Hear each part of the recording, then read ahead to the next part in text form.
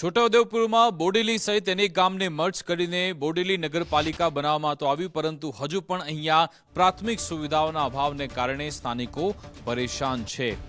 અહીંયા બોડેલી, ઢોકલિયા, ચાચક, આલી ખેરવા અને જાખરપુરા 5 ગામોને મર્જ કરી નવરચિત બોડેલી નગરપાલિકાની રચના તો થઈ, પરંતુ પ્રાથમિક સુવિધાના અભાવે મતદારોમાં રોષ છે। ખાસ કરી ઢોકલિયા ગામના રજાનગર અને વર્ધમાન નગર જેવા વિસ્તારોમાં વર્ષોથી ગંદકી, મચ્છરોનો ત્રાસ અને ચોમાસામાં ઘરોમાં ભરાતા પાણીની સમસ્યાથી લોકો ત્રાહિમામ। અહીંયા કુદરતી કાંસની સફાઈ ન થતા અને પૂરના કારણે વર્ષો જૂનું નાણું તૂટતા લોકોએ ગંદા પાણીમાં પથ્થર પર ચાલી જોખમી મુસાફરી કરવી પડે છે।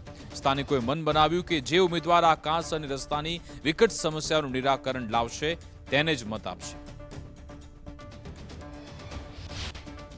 નાળામાં ગંદકી થાય છે, અમારે આવવા જવાને બહુ તકલીફ પડે છે, બીમાર થાય છે, મચ્છરો થાય છે, છોકરા માંદા પડે, ડેન્ગુ થાય છે। દવાખાનામાં હોય તો લઈને દોડીએ ભાઈ, નહીં તો કઈથી લઈને દોડીએ। સરકાર 3-4 વખત આવી એમ કે બનાવીએ છીએ પણ હજુ આ 3-4 વર્ષ થવાય હજુ નાડું બનતું નથી। હવે આ ચૂંટણી આવી ને એટલે બધા આવે છે પૂછવા, પણ પછી કોઈ આવતું નથી પૂછવા। બીજું કઈ નહીં, અમારે આ નાડું બનાવી આલો, આવવા જવાની તકલીફ છે અમને। આપણે બી આવતા છોકરા રમતા હોય, હાપ મોટા મોટા નીકળે છે, ભૂંડડા ગંદકી કરે છે। નાળાની તકલીફ ઘણી બધી છે, નાળાની તકલીફ ઘણી બીમાર પડે છોકરા, મચ્છરો બહુ થઈ ગયા છે, નાળામાં ગંદકી બહુ છે અને નાળું બનતું નથી। ઘણી બધી તકલીફ છે। આજ બધાના આવવા જવાની પબ્લિક વાળા બિચારા રસ્તા આ નાળા જુઓ, આવી રીતે રસ્તા કાઢતા જાય છે અને આ નાળામાં રહીને નીકળે છે। બહુ તકલીફ પડે છે, વરસાદ આવે એટલે બધું ઘણું ગંદકી જ આવે છે બધી ને બહુ જ બધી। આ હરકલી કોતરની અંદર જે પાણી આવે છે ચોમાસાની અંદર, એ 7 થી વધારે ગામોમાંથી થઈને પાણી અહીંયા આગળથી પસાર થાય છે। હવે આ પાણીને જો ડાયવર્ટ કરવામાં આવે ને તો કાયમી મુશ્કેલી દૂર થાય એવું છે। ટોકરવા જે ગામ છે ત્યાંથી પાણીને સીધું ઓરસંગ મેરિયા નદીમાં ડાયવર્ટ કરી શકાય છે।